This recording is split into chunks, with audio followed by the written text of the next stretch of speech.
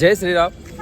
అలాగే అయోధ్య ధామ్ bus station, కొత్త bus station ఎలా ఉంది ఏంటి అనేది కూడా మనం కంప్లీట్గా ఈ వీడియో అయితే స్పెషల్ బ్లాగ్గా చేయడం అయితే జరుగుతుందన్నమాట.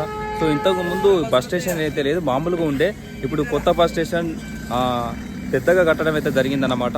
సో ఆ బస్ స్టేషన్ ఎలా ఉంది ఏంటి అనేది అవుట్లుక్ మొత్తం కూడా నేనైతే చూపించడం జరుగుతుంది. సో బస్సులు కూడా డిఫరెంట్గా ఉండడం, ఇక్కడ బస్సులు కూడా చాలా డిఫరెంట్గా ఉన్నాయి, కంప్లీట్గా ఏసీ కోచెస్. సో అన్నీ కూడా మనం అయితే చూద్దాం. చూస్తున్నారు కదా అయోధ్య ధామ్ బస్ స్టేషన్.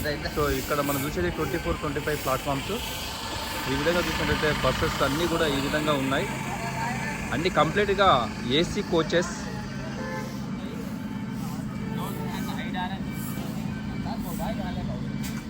సో ఇక్కడ సఫాయి వల్ల కూడా ఎప్పటికప్పుడు చాలా క్లీన్గా చేయడం అయితే జరుగుతుంది.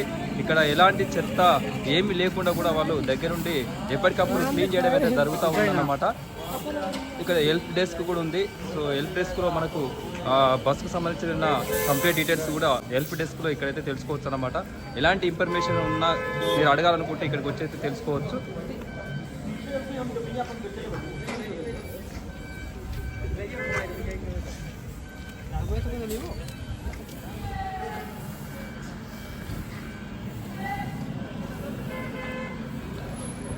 ఇక్కడ చూసినట్లయితే ప్లాట్ఫామ్ 26-31 ఉన్నది మనం ఉన్న సైడ్లో. అలాగే canteen, female toilet, male toilet, drinking water, అలాగే waiting room, assistant regional manager.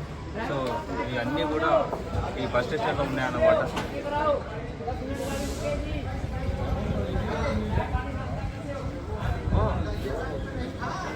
So ఇక్కడ చూసినట్టయితే కంప్లీట్గా 31 ప్లాట్ఫామ్స్ అయితే ఉన్నాయి.